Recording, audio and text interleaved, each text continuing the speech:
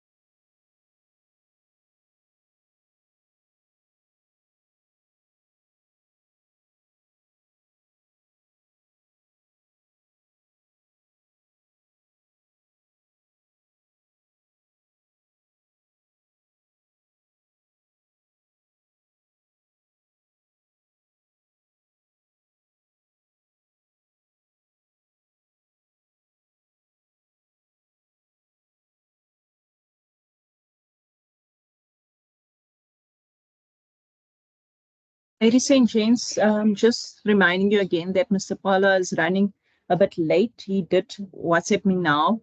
He's about to set up and we're about to start with the session. So if you can just bear with us, thank you.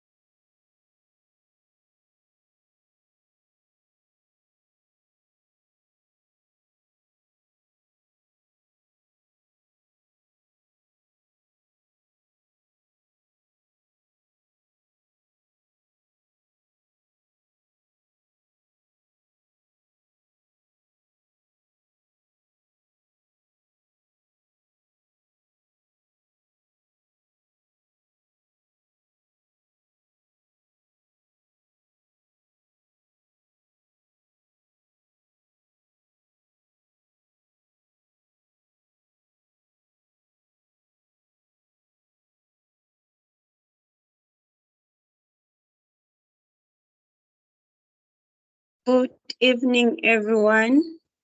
I hope everyone can now hear me. I've been trying to log in. We're having delays, Mr. Palas, which is your facilitator. His laptop was lost and found. He's just having delays with connectivity.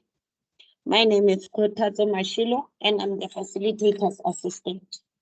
In the meantime, can everyone hear me? If you can hear me, please raise your hands.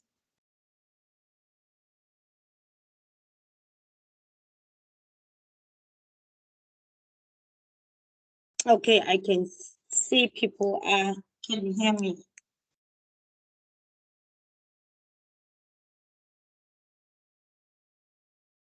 Okay, Mr. Pala, it's back. Mr. Pala, here's your class. We haven't started with anything. We haven't announced anything, especially on the activities given. We were still busy with registrations and everyone was getting ready for the class. I found my expensive laptop. You don't know. Here we are. Good afternoon.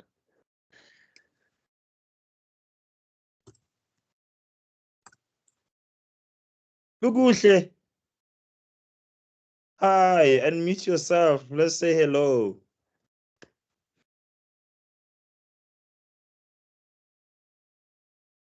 Hi, Mr. Pala. I'm so sorry. I mistakenly raised my hand.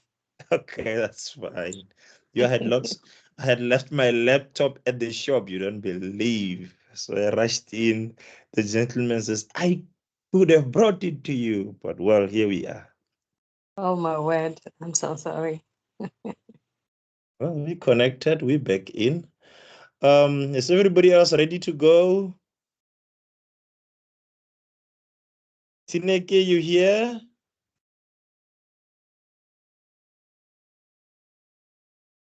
Good stuff. All right, so you should also be able to see the learner guide. We will focus on the introduction to law learner guide. And today, just for the next 45 minutes, we will look at the key concepts that we need to know. But at the end of the class, if I don't forget, I should be able to ask you to do some task. And let me tell you what task it is so that when I forget, you'll know what it is.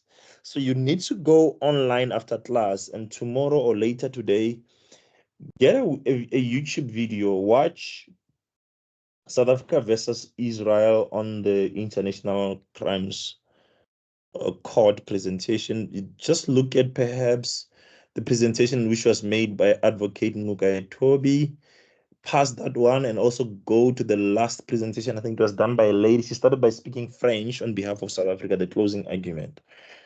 And you can also look at the others as well. But at least what we are looking at is the poise of the court. Also, when the court starts, look at how the judges are so calm, and the judges in introducing speakers calmly, and everything looks calm and decent. Very interesting. What you are looking at, the judges, those are the top. There's nothing better. Those are the top judges in the world. And the advocates who are there, those are the top advocates you can master. But look at the poise in which they do the work, the simplicity in which they do the work. And it goes with experience, but it also goes with confidence of knowing what you are doing. And as we are going to go through the concepts, you will also be able to gain that confidence. And throughout the year, you'll be able to reach somehow that level of doing your work with that simplicity and confidence. But also the other thing that we also will be discussing is the jurisdiction of the courts. So you want to know what will be the jurisdiction of a magistrate court, what will be the jurisdiction of a high court, what will be the jurisdiction of a regional court, in particular speaking about their monetary jurisdiction. So if I want to sue my friend for 2,000 rands he owes me, which court do I go to? Do I really have to go to the high court? If I sue him for 20,000, 200,000, 2 million, but how about something in between? Something like 450,000 or 400,000. Where do I go? Which courts is most suitable to listen to these? So that's the jurisdiction of the courts. And if we forget to say this at the end of the session, please put it somewhere in your notes and say this is what you're going to look at, because it's part of the concepts we're going to discuss. But jurisdiction is way bigger than that, but at least that will get you started. Okay, so you're able to see my screen as I'm navigating through. I'll scroll down. I'm scrolling down. if you are working on your computer, you should be able to scroll the same, or if you've got a paper book, like Lee, I think you've got a book if she's connected to Lee's here, because I'm not at the Law Society offices, so I can't see Lee. I think Lee's connected online as well. So you'll go to a page that says key concepts is this page, and that's the page we want to be discussing today. So the first thing we want to discuss today is the law. But before we discuss the law and introduce the law to everybody else, I said, this is the law. You will see that when we go through these definitions, I'm not going to start, for example, at definition 1. I would go through like now 1, 2, 3. Law is number 3. And instead of me discussing legal subject and legal object, I'll first start by discussing the law. So you say the law is a system of rules usually enforced through a set of institutions to regulate human conduct. So the one thing about the law is human conduct. And human conduct is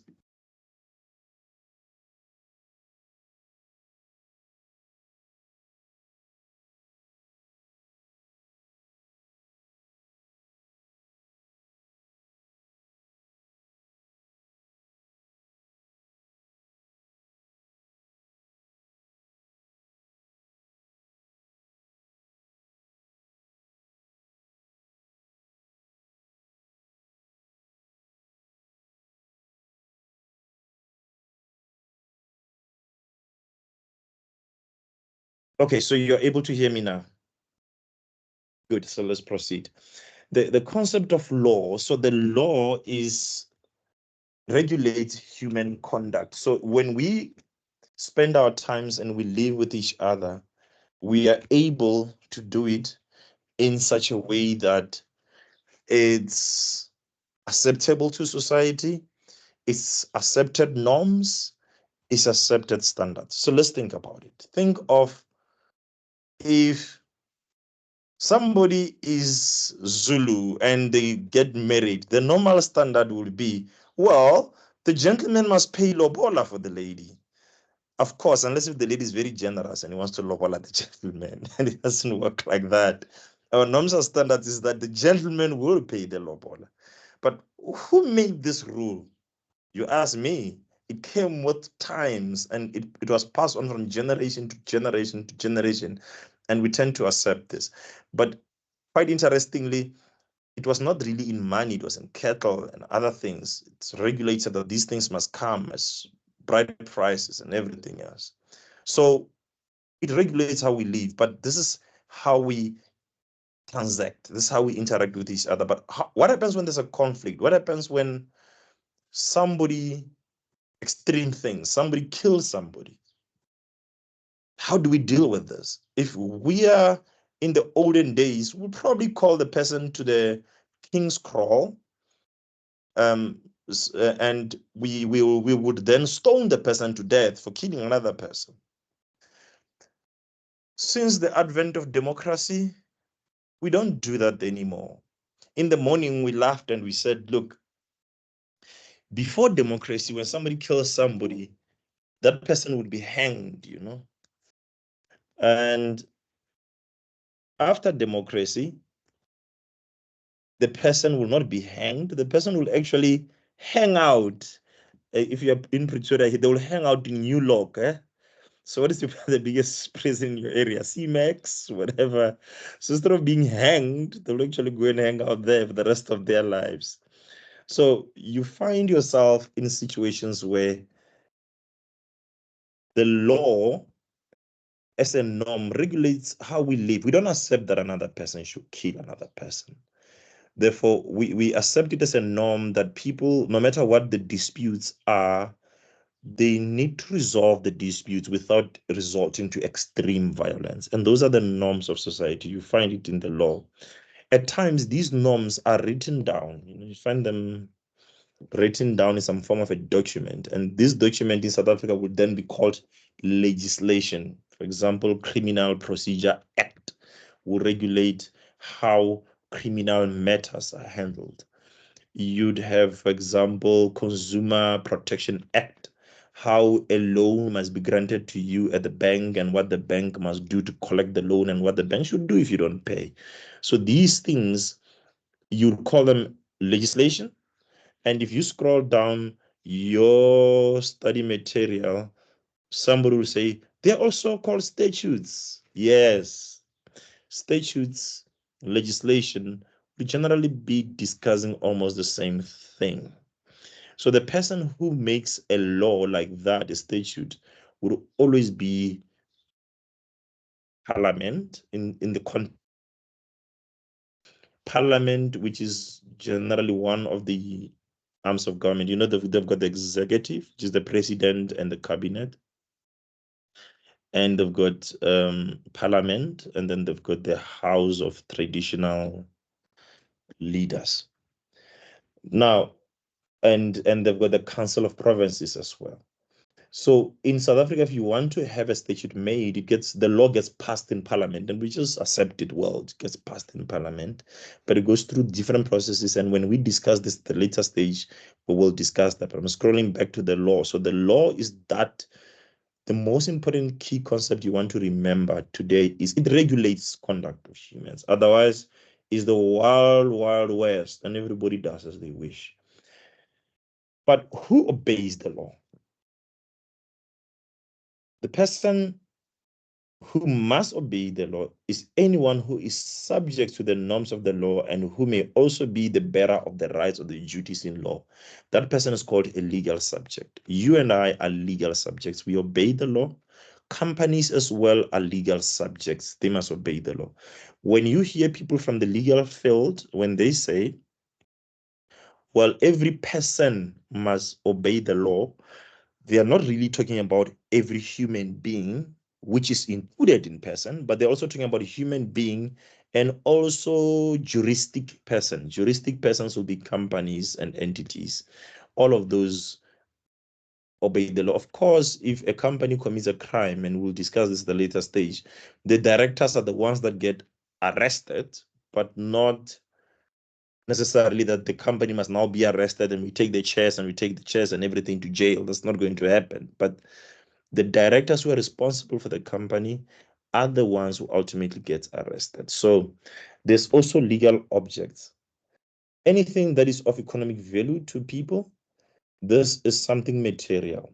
In the morning, we discussed the living standard measures. We said, well, people are not of the same living standard. Some people would live in a community where they don't have DSTV, they don't have a TV really, and it's not such a big issue. So the concept you want to write down is a concept called LSM, Living Standard Measure. It's a marketing concept. So this concept measures people from Living Standard Measure 1, and if I'm not mistaken, up to 7 or 6, one of those. So those are the highest Living Standard Measure. So at Living Standard Measure 1, you get a person without television.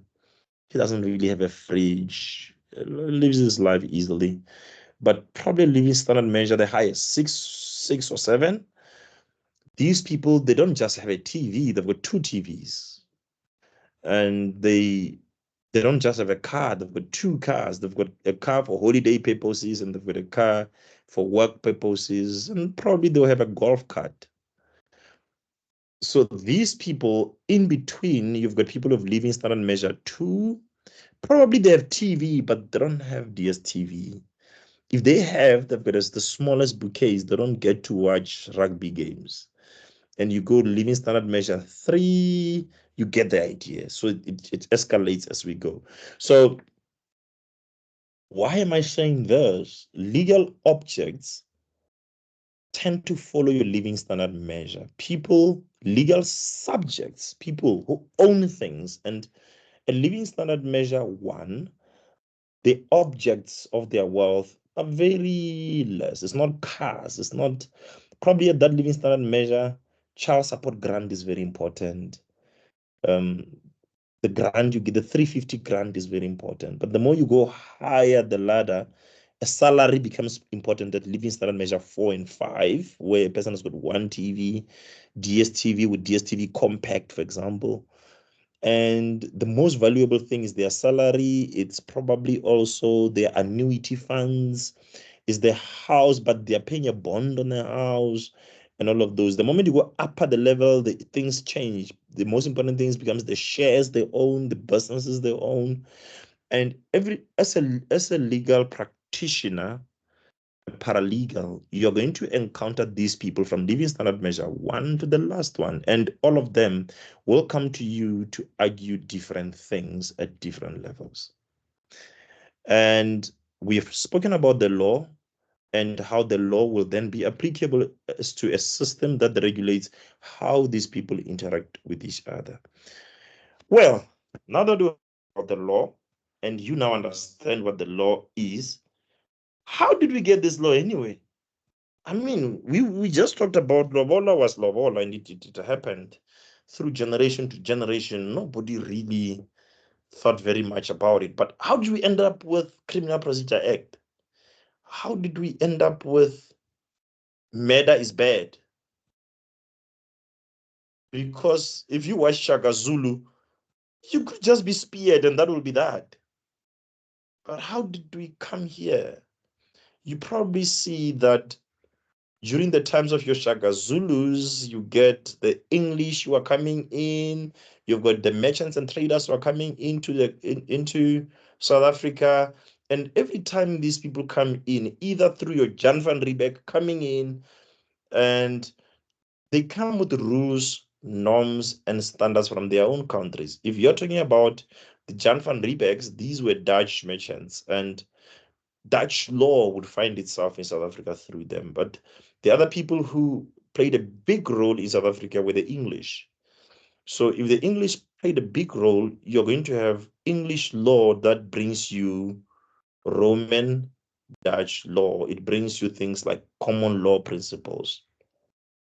And as we're discussing this, you will see that law gets transplanted, like you'd plant a seed, or like you'd plant, you remove a small plant and you plant it in the soil and it germinates into a big tree or something like that. But it was just a pot plant. But in South Africa, that's what happened. These rules, these norms, these standard of trade, they move from all of these countries. They come into South Africa and they become the norms and standards. That is why, for example, your law of contract, it's more of your international law than any other form of law that you could apply. But there are different laws that apply to different things, which are more South African related. But if you go to commercial law, for example, our commercial law, it's more worldwide type of law. And I'm using the word worldwide because I'm trying to restrain my tongue from saying international law, because international law is a different concept. We'll explain it later. Then we look at disputes that these people would have. So we've transplanted the law, it's in the country. Then there's a dispute. And people in Western Cape and people in the Eastern Cape, they say, so the moment there is a dispute, the dispute then gets to be resolved. But how do we resolve this dispute? The dispute, if it's a criminal dispute, it gets resolved through a criminal law process where the person gets arrested, a person appears before a judge, in most instances a magistrate if it's your first appearance, and the person who's going to stand on the other side to raise against will be prosecutor, and the person who's going to defend would be the attorney of the accused. If they do not have an attorney, according to Section 35 of the Constitution, they've got a right to legal representation. Therefore, they apply to get legal aid. When you are not having a legal dispute, then the dispute becomes, well, I sold him my house. He paid me half the money. He has not paid me the rest of the money. That dispute becomes a civil dispute. And as a civil dispute, it is not about a crime committed, but it is a wrong done to another. And the two people who are arguing over an issue or who are having a dispute need to come together and deal with that dispute before a presiding officer, before a magistrate, before a judge. The both of them can stand and speak for themselves, or they can bring an attorney to deal with the problem. So what is going to happen is, if there's a dispute of fact and they do not agree on the facts. For example, there was a car accident and the other one says he was over speeding. The other one says, I was not over speeding. It's just that you were not looking at the traffic lights, and there's that dispute. That dispute cannot be cured by merely reading on paper. These people need to come to court and raise their issues before. Sometimes call witnesses who are going to be asked questions. The common word that's used in legal space is interrogation. These people will be interrogated to raise an issue. That type of action, that type of criminal, that type of case that happened, it's not really a criminal case, it's a civil case. But when that civil case happens, it's going to happen by a process called action procedure. You hear me use the word case. It's a word that is used a lot in criminal law. If a person has committed a crime and the police will say, well, we are here to prosecute him for the case number what? Okay. But what do you talk of if we are now talking of civil issues? So that's why I'm now jumping from action to matter. You see, we now talk about a matter. So a matter is a case as well. But if you go to law firms and legal spaces, they talk about matters instead of talking about cases. So when you hear me say a matter, I'm still talking about a case. But these cases, if you scroll down a bit in your book at the last concept, you see it says legal matter. There could be cases or matters which are litigious, from the word litigation. So you say they are litigious and people who litigate, but there are matters that may not be litigious. It's things that have got to do with, for example, somebody say, I want you to draft me a will. Drafting a will is not really litigation work. It's just drafting a will and make sure that it's there, stamped and filed, signed and filed. So once the will is signed, it's filed, and it's properly done, that's that. We don't have to go to court unless at a later stage when a will is disputed. If though what is being discussed requires court, somebody must approach a court and say, dear clerk of the court, I'm here to sue Mr. X, and Mr. X has done this to me.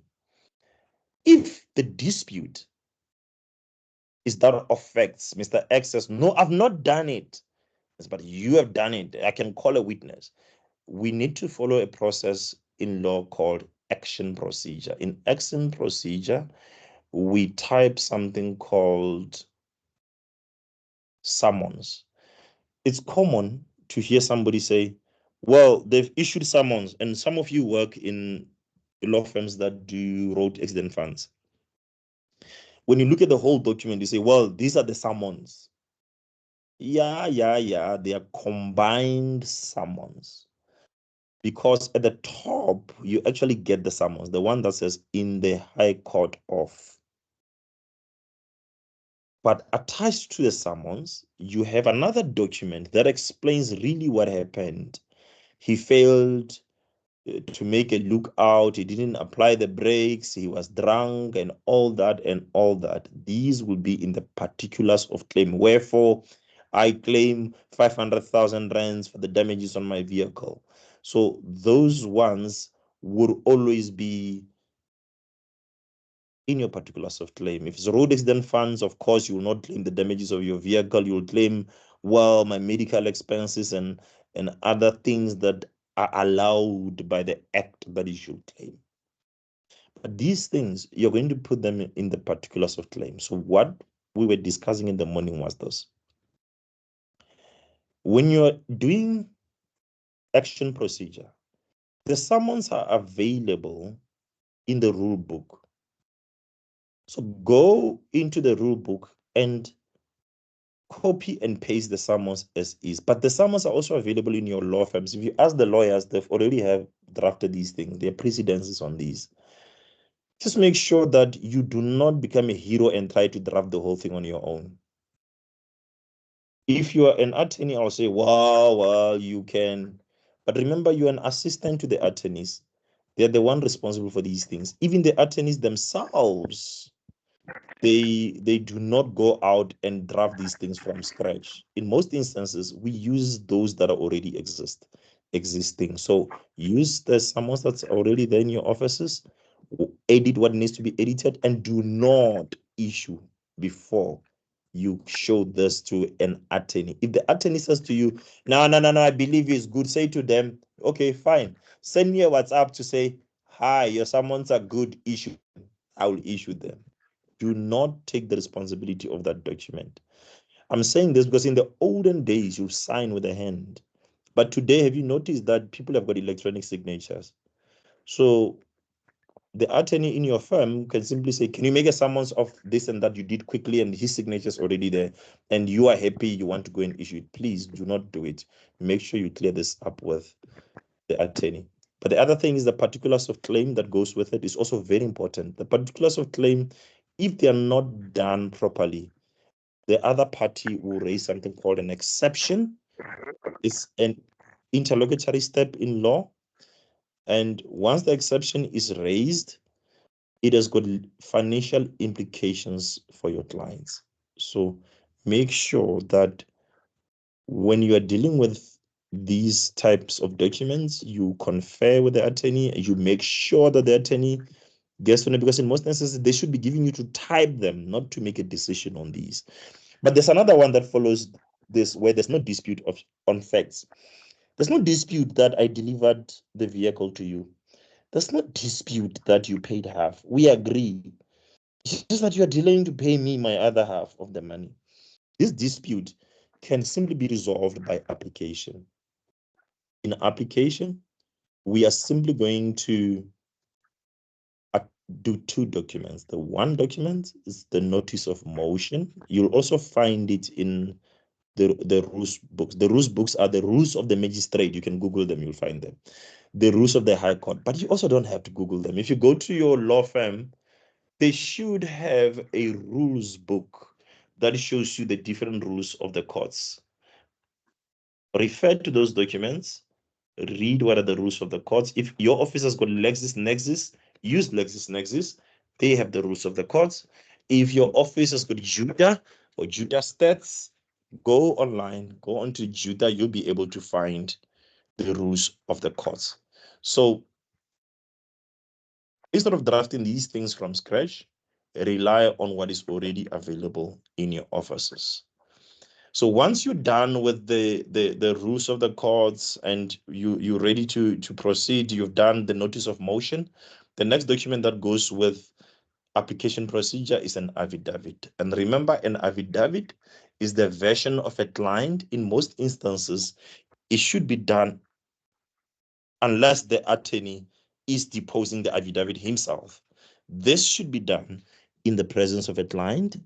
You should be booking the attorney a consultation with the client, and the attorney will sit, and while you are sitting there, you take notes of important things, and if possible, record these things. I would advise the software you can use to record. For example, you can use Otter. Let me check what is the spelling of Otter. OTTER. Yeah, you can use that. But there are different softwares in the market. You can also Google and say something like Otter. But or you can also use your cell phone. The advantage of things like Otter is that they transcribe thereafter, but they only transcribe in English. If the consultation was in Zulu, if the consultation was Sotho, it's also not going to help you much, but you will at least have got the audio hearing. But if the consultation was in English, it will transcribe it nicely for you. And it's not 100% accurate, but the more you use it, it will always align and transcribe. So find what works for you and make sure that when you now draft an affidavit, the version of a client is put in place. The attorney, again, is responsible for this. Do not try and draft the affidavits yourself. So we've talked the matter. We've talked the next thing we need to talk is a treaty and bilateral agreement. So a treaty is generally an agreement. But you remember earlier I said to you, I don't want to say international law because international law is a different concept. A treaty, it's a treaty that is concluded between an agreement, mostly in practice, it's an agreement that is concluded between governments. And these governments, they will agree on a certain issue. And that's why I said to you at the beginning of a class, you need to go and check South Africa versus Israel. Why? What do I want you to look at? What do I want you to look at there? I want you to look at an argument about a treaty. What is being argued there is simply to say South Africa is saying Israel did not keep their end of the bargain on the treaty. And that's the argument that is being made. But you say, okay, fine, Mr. Pala, then now what? The arguments you look at there are not against ordinary people. States, a country, South Africa versus another country. Interesting, in international law, they say you must exhaust the remedies in your municipal law. Exhaust remedies mean try all that you can to find a solution. So try all that you can to find a solution in your municipal law. So if you are in South Africa, when somebody says that, you are thinking, okay, South Africa, Gauteng, Tshwane municipality. Municipality in international law does not refer to like Tshwane municipality. It refers to a country. When they say you must exhaust all remedies in your municipal law, they generally mean you must exhaust all the remedies in your country before you come to them. And actually, sometimes even in your region, since you're in Africa, you must convince everybody that you went to the African Union if that issue is between African countries before you even try and approach the international courts.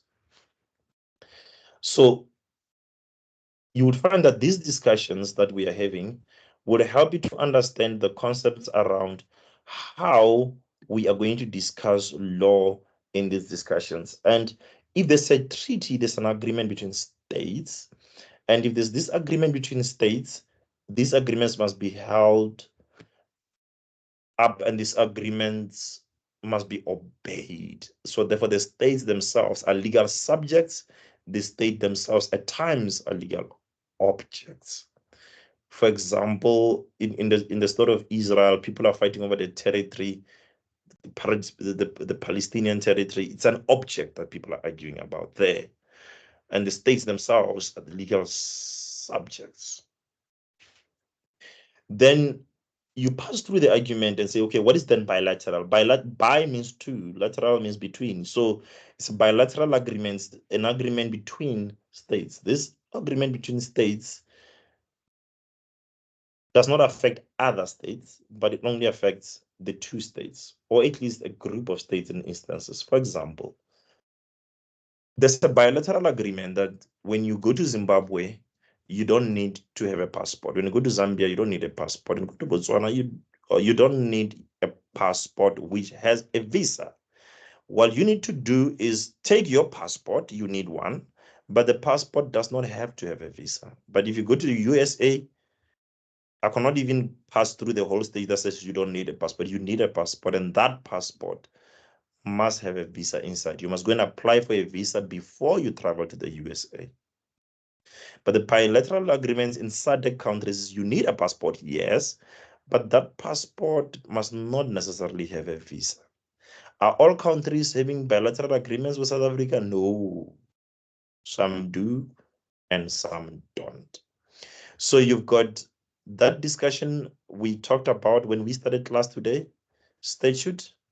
We said, well, it is the law that gets passed by Parliament. And another discussion we had, we said you must go and research jurisdiction.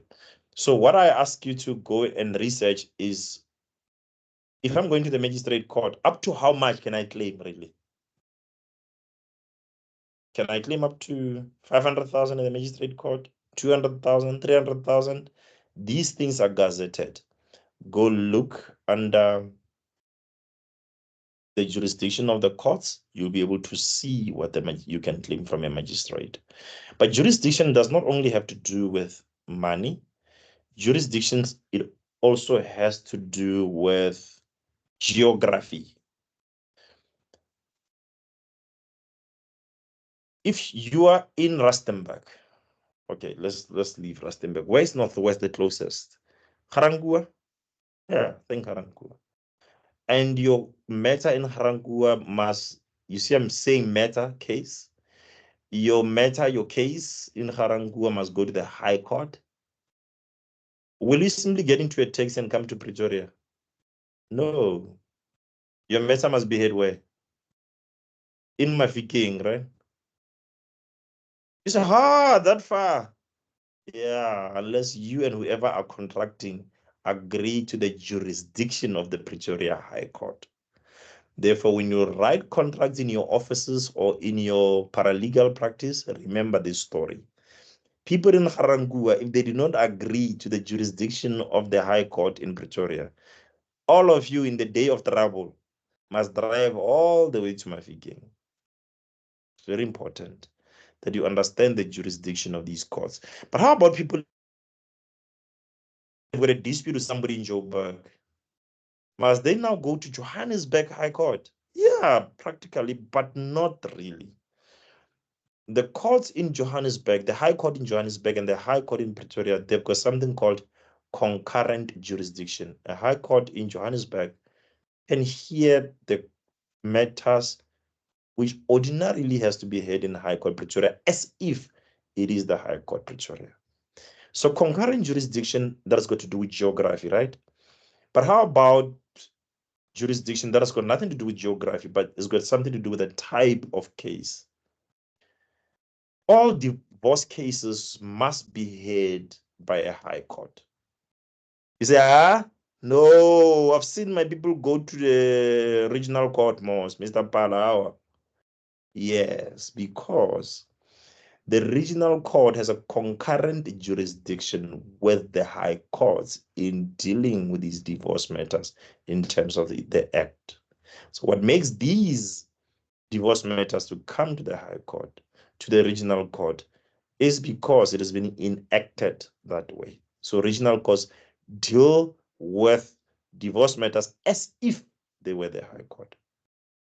But what happens when somebody doesn't have a civil marriage certificate? That's where you see then those cases will go to a high court instead of a regional court in most instances. So that the issue of a marriage which was concluded at a particular year, which a person does not have a civil marriage certificate, must then be dealt with and also dissolved. You will see these cases go mostly to high court because they say the High Court has got its own inherent jurisdiction. We'll discuss inherent jurisdiction at the later stage when we discuss High Court matters so that you can see what I'm talking about. But instead of me giving you information overload, let's recap. So jurisdiction, I'm talking about money. How much can I claim, right? Secondly, I'm talking about geography. Where can I do this? If you are in Pretoria, you want Pretoria Central, you want a divorce court, you have to go to the regional court, Pretoria. But how about if you are in Mpumalanga, like you have to find a divorce court in your area in Mpumalanga, maybe Middleburg Regional Court, maybe the one in Kwamhlanga. You have to find the one that is relevant to you. You cannot simply pick any court you choose. How about this? Your law firm is here. Can you just pick and choose? No, the jurisdiction follow the parties in the matter. Because that matter you're dealing with, my friend, is a legal matter. And the legal rules apply when these legal matters are involved. These rules are called the rules of court. If it's magistrate court, it's got its own rules. If it's high court, it's got its own rules. If it's Supreme Court of Appeal, they've got their own rules. Constitutional Court, they've got their own rules. And of course, there's uniform rules of court, which are just general in all courts. This applies. But generally speaking, when somebody comes to your office or the attorney in your office, especially the candidate attorneys, they are not always up to speed with things. We were not always up to speed with things. So when a matter arrives in the office, we get too excited and we do things and we don't check very well where these things go. And we end up filing at the wrong court and we end up with problems. The matter must be withdrawn, cost must be tendered, and all of that becomes problematic. It wastes time, it wastes money. But you are a paralegal and you are working with these candidate attorneys, please assist, because you are now being taught which courts are which and what is what. So you'll find that you assist us a lot in how to deal with candidate attorneys, because when they arrive, they are raw from the university, excited to be in the legal field, and they don't have this background knowledge. You, as a paralegal, you tend to have the wealth of knowledge, and they will depend on you a lot for them to be able to understand some of these things and do them right. So today we've discussed the concepts, and by now you should understand what are these concepts. I'm going to open up the space for you to unmute yourself, ask questions, or ask those questions in the chat box so that we can discuss some of the to discuss and take it from there. Okay, there you go. Your chance to talk. I've done my part.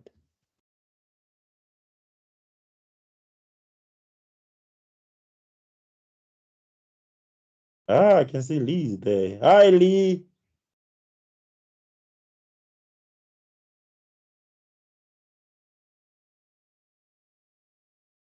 He unmute and say something when you hear that you are here. Otherwise, you've left your PA to attend.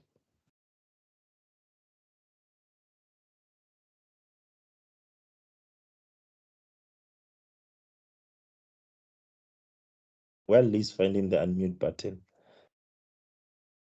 Juanita, are you here?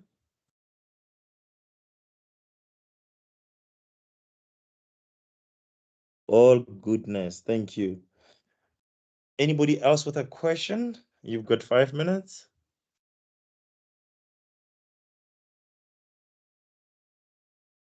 So where are you going to find these cases? You're going to find the South Africa versus Israel. Go to YouTube. Open YouTube first and say South Africa versus Israel. You're going to get different ones. Look for the one that it was broadcast by probably SABC or somebody. They should be able to give you a nice version. The other one has got an interpreter on. Oh, it's not that very nice. Get the one that is only English only so that you can hear. So test different versions and scroll around. Don't waste more than 15 minutes around it. Just hear and listen to what they're saying. All right, so you need to go to the chat box and mention that you are here so that we can record that you were here.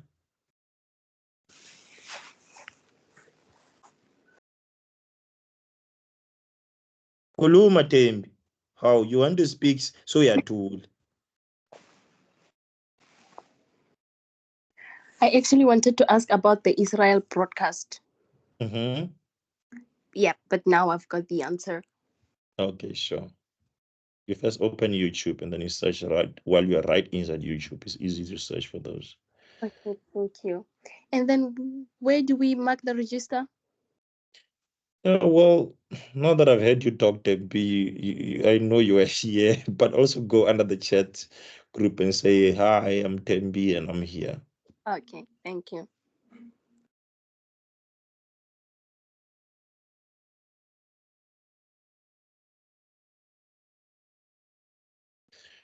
Well, while you guys are marking the register, things we are done for the day. There will be a session that we are doing On Saturday, just check on your links which Saturday. If it is this Saturday, it should be this Saturday. Just check with the links. If you're not sure, check with Marilyn by email or communication. Marilyn, do you want to tell us which Saturday is which? Thank you, Mr. Pala. My hand was actually up and you were ignoring me, but it's okay. We were blue ticking you. You are blue ticking me.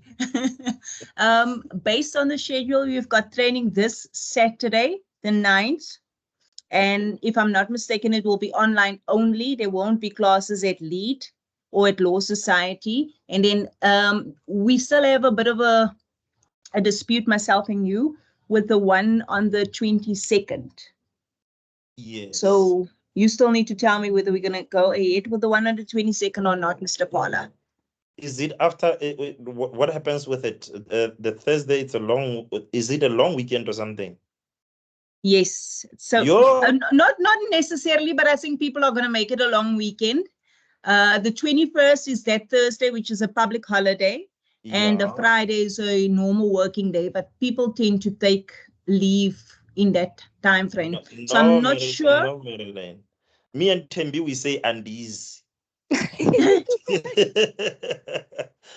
So I'm not sure what's the feeling in the group. Are we going to move the class then? Or I don't know. Tembi, tell her we are not attending. Well, you have to decide. Well, let's keep that one. We are not coming. I'll be somewhere by the plus buying something. Take a long weekend, guys. Enjoy. We are on schedule. We'll be able to get you there, so don't worry much about it. If there's something I need you to do, I'll send you an email or probably a voice note or something for you to do. Enjoy the long weekend. It's on the house. Mr. P, I see there is other people raising their hands, so I'm not sure whether it's old hands or risen in error. There's an Mpumolelo, there's Rashan, there's Mava, Tembi, you just spoken to, Akutle, as well as Swama. Go ahead, friends, unmute yourself and say something. You're in class, it's just that you're not sitting in front of me, but hey, we would have talked. So if you want to talk, unmute yourself, speak, and let me hear what you have to say. Good day. How are you all? My name is Sema. My hand was raised because on the chat box where I'm supposed to say I'm present in class, it's not allowing me to open the chat box. So I think raising my hand was just a way of saying I'm in class. Thank you.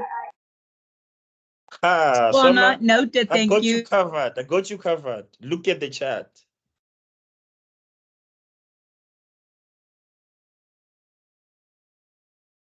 You are here. All right, somebody else, something else? Hi, Mr. Bala. There's one.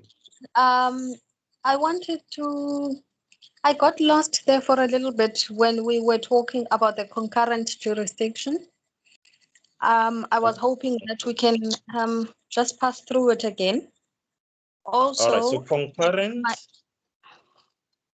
jurisdiction, yes, and also what?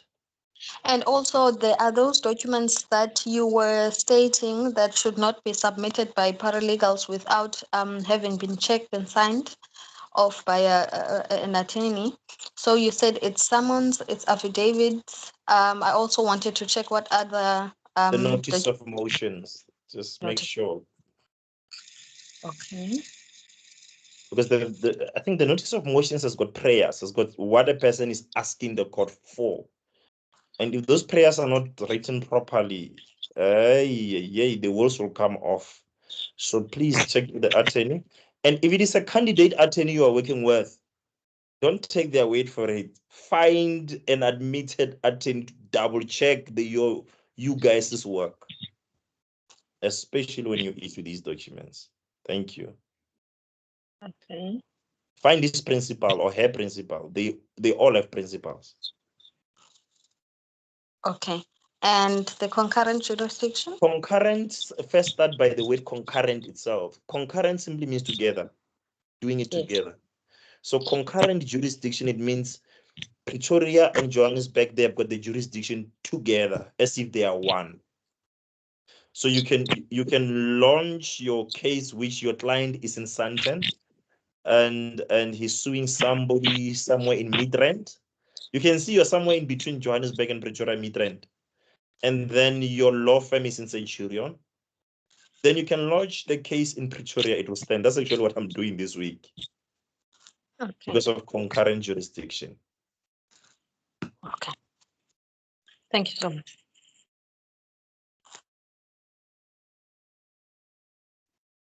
Okuhle, are you sorted there?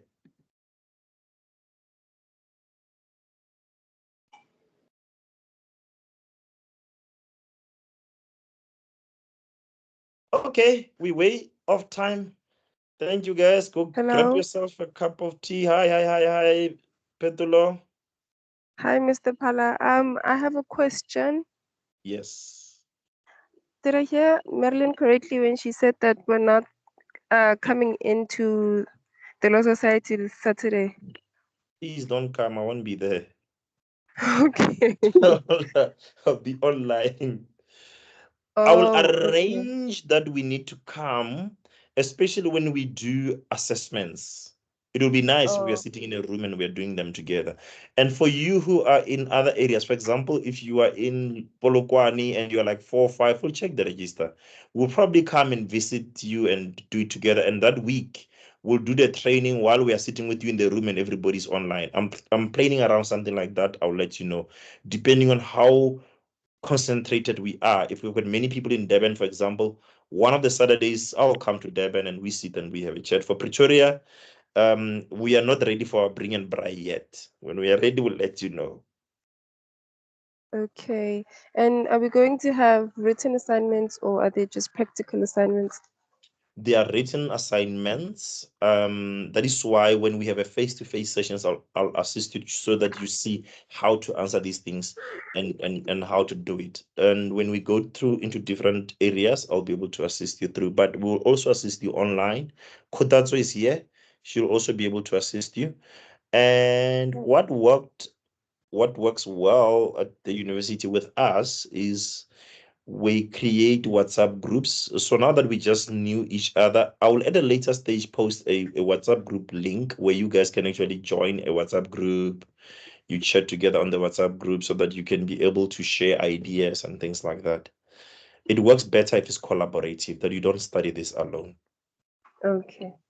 Thank you. That's all I needed to know. No problem. Everybody else, we're good to go.